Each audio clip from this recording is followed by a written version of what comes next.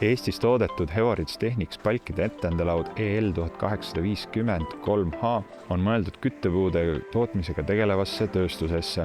Seadet iseloomustab tugev konstruktsioon ja klientidelt saadud hea tagasiside.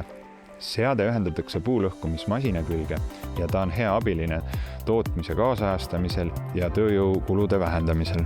Etendelaua hammasraami liigutavad 2 hüdrosilindrit, mida juhitakse puulõhkumismasinalt. Hammasraami välimine laius on 1850 mm, pikkus on 3000 mm.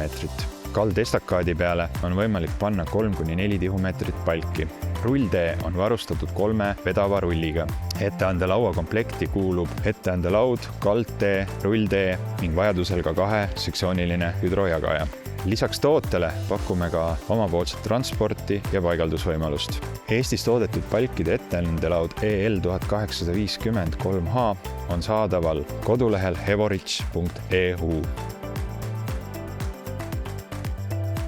Tootega oleme väga rahul, kuna eesmärk oli ikkagi igapäevatöö lihtsamaks teha, et võimalikult vähe oleks tarvis teha igapäevaselt füüsilist tööd. Ehk siis praegusel kujul antud toode on ikkagi praktiliselt automatiseeritud.